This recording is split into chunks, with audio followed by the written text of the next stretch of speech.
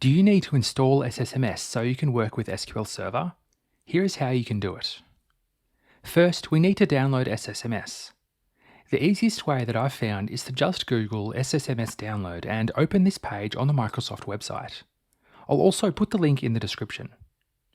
You'll see this Download SSMS page. Scroll down a little until you see the Download SSMS subheading and click the download link here. A save window will open. Choose the location where you want to save the installation file and click Save. It will start downloading and it's about 480 megabytes.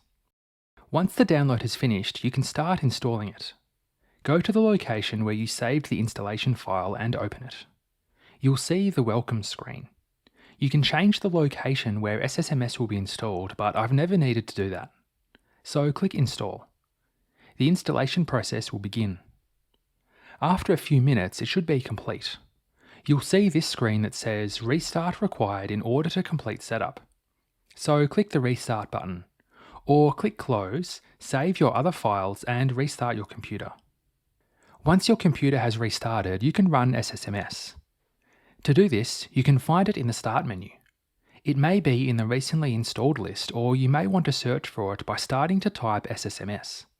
Or you can go to All Apps, then Microsoft SQL Server Tools, and then click on SQL Server Management Studio in that folder.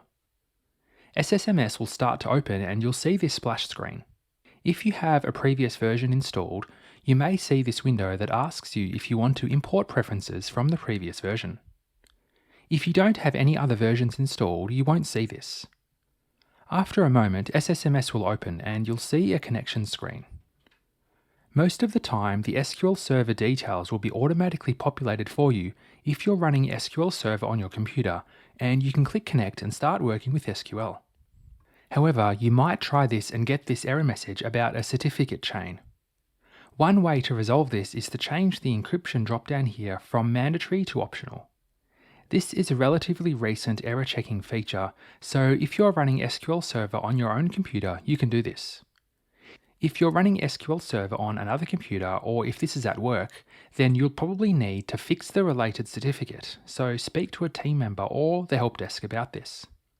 Once you are connected, you'll probably want to know how to use this tool. Watch this video next to get an easy to follow SSMS tutorial so you can learn how to use this SQL editor to work with SQL. Thanks for watching.